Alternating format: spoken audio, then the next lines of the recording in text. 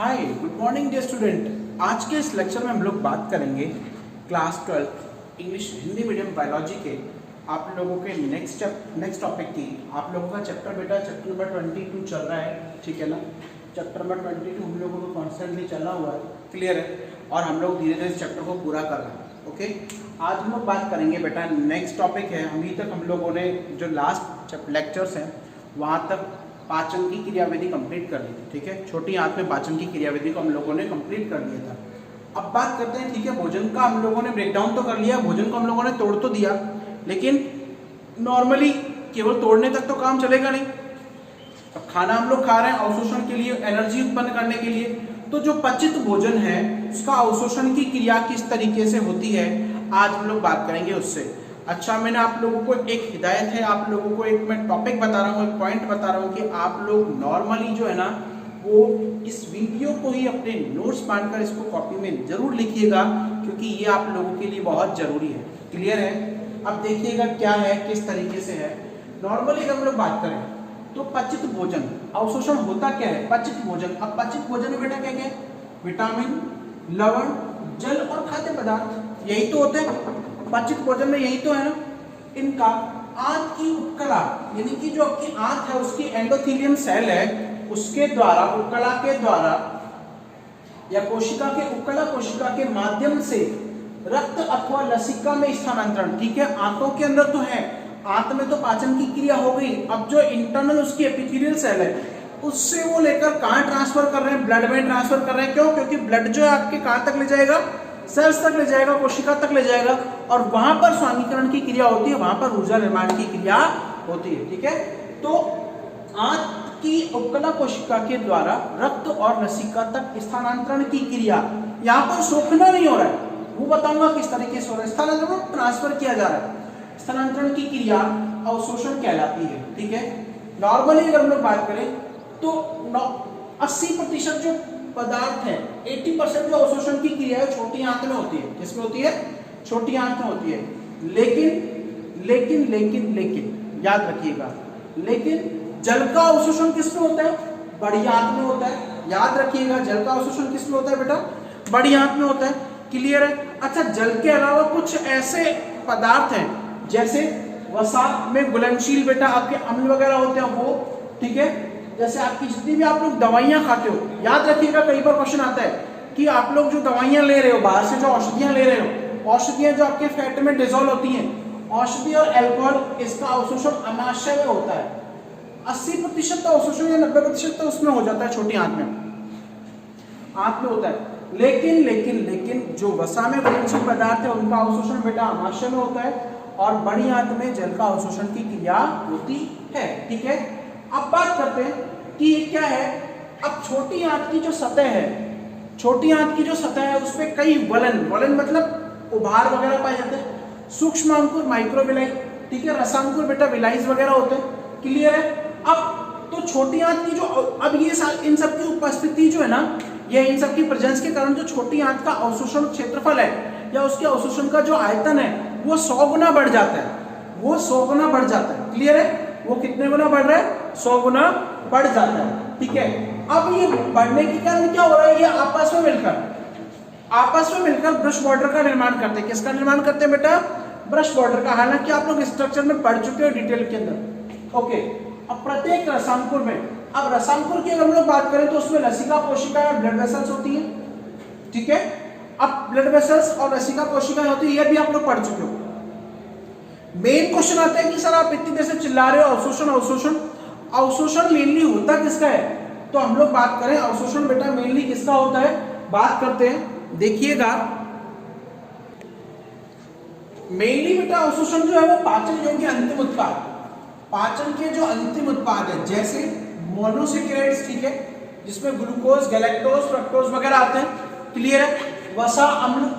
Okay, ये marker आप लोगों को दिख नहीं रहा होगा, I am changing the marker, ठीक है। अब मोनोसेकेराइड अंतिम उत्पाद पाचन योग्य क्या है? मोनोसेकेराइड्स है, ग्लूकोज है, गैलेक्टोज है, फ्रक्टोज है, ठीक है।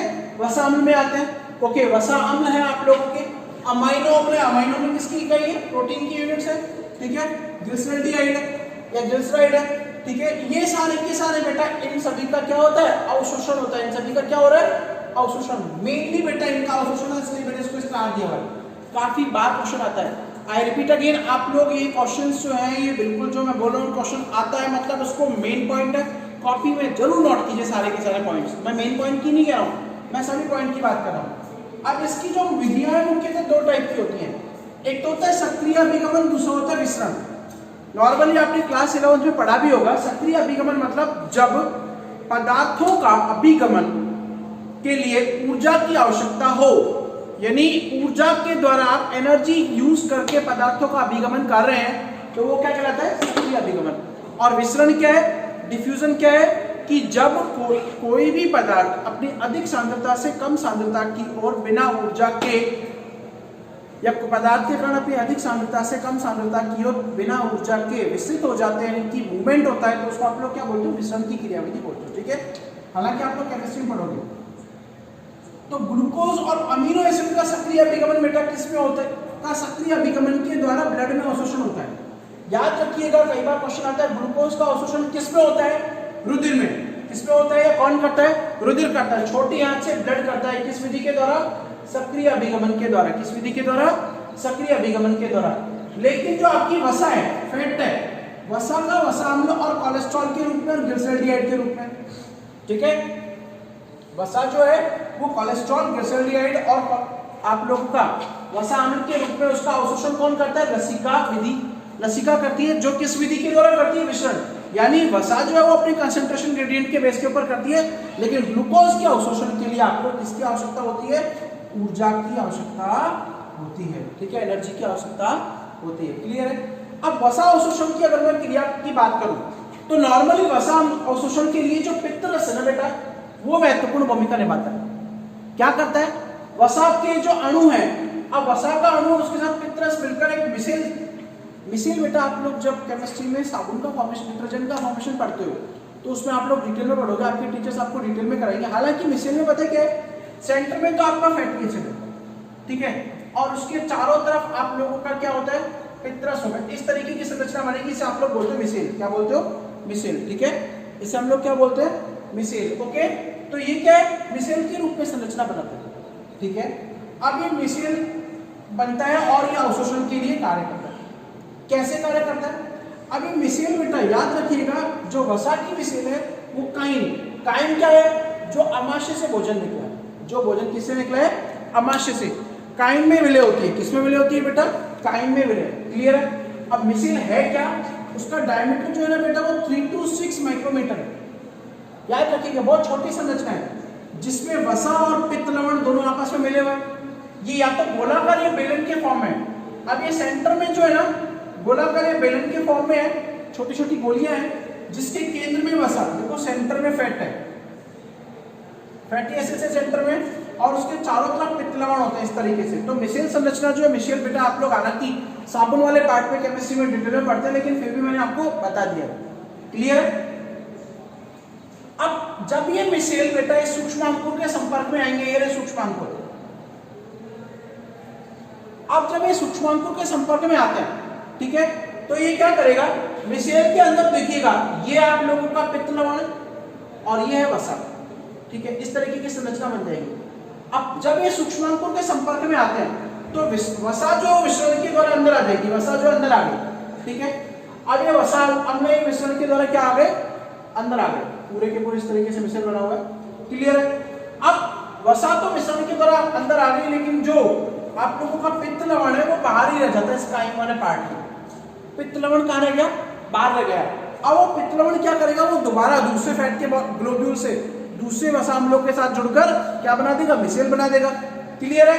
अब जैसे ही वसा अंदर आई, तो अंदर आने के बाद क्या होगा, सेल के अंदर जो वसा अम्ल है वो जाते हैं आपके स्मूथ एसआर, चिकनी अंतःप्रद्रवी जालिका के अंदर, चिकनी अंतःप्रद्रवी जालिका के अंदर, और वहां जाकर वो प्रोटीन के साथ मिलकर, प्रोटीन भाई ये वसा अम्ल चलेगा, इसके चारों तरफ प्रोटीन का आवरण आया। कौन सी प्रोटीन थी, लिपोप्रोटीन। कौन सी प्रोटीन होती है, लिपोप्रोटीन।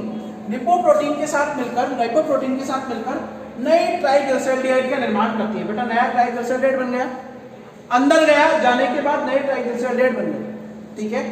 अब जो ये नया ट्राइग्लिसराइड है इसके चारों तरफ से इसको दोबारा प्रोटीन घेर लेती है, और ये भी प्रोटीन कौन सी होती है? लिपोप्रोटीन। कौन सी प्रोटीन है? लिपोप्रोटीन। और इस मॉलिक्यूल को, इस वाले अणु को आप लोग क्या बोलते हो बेटा? काइलोमाइक्रोन। क्या बोलते हैं हम लोग? काइलोमाइक्रोन। ठीक है, ठीक है भाई। वसा ने मिश्रण की तरह वसा ने अंदर एंट्री लिया, एनर्जी की रिक्वायरमेंट नहीं पड़ी, हम लोगों ने पढ़े एनर्जी की रिक्वायरमेंट नहीं पड़ रही है। ठीक है, अब एनर्जी की रिक्वायरमेंट नहीं पड़ रही है, वसा क्या करेगी? प्रोटीन के साथ मिलकर अब अंत्य पृथ्वी जालिका में SCR में चली जाती है, वहां पर प्रोटीन के साथ मिलकर वो लिपोप्रोटीन होती है। कौन सी प्रोटीन होती है?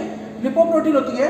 उसके साथ मिलकर काइलोमाइक्रोन बना लेती है। क्या बनाती है? काइलोमाइक्रोन। और ये काइलोमाइक्रोन जो है ये बहिर् कोशिका सेल बेटा, एक्सोसाइटोसिस, यानी ये अब इस सेल के से बाहर निकलकर आपकी लसिका कोशिका में प्रवेश कर जाते हैं। कहां प्रवेश करेंगे?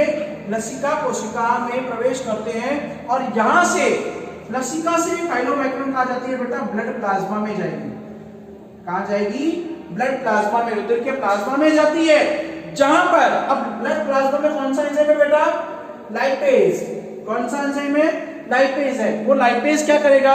इस वसा का अवशोषण करेगा और उसको मोनोग्लिसराइड में बदल देगा, मोनोग्लिसराइड में बदल देता है। ठीक है, तो ये हो गया आपका वसा का अवशोषण।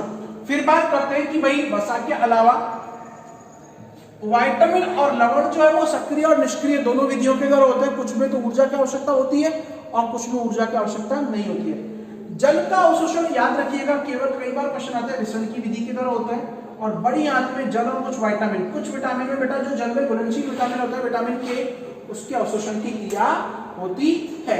ठीक है, नेक्स्ट हम लोग अपने वीडियो लेक्चर में लेंगे आप लोगों का स्वांगीकरण और बहिक्षेपण, और उसके बाद नेक्स्ट चैप्टर को आगे बढ़ाएंगे। ठीक है, थैंक यू।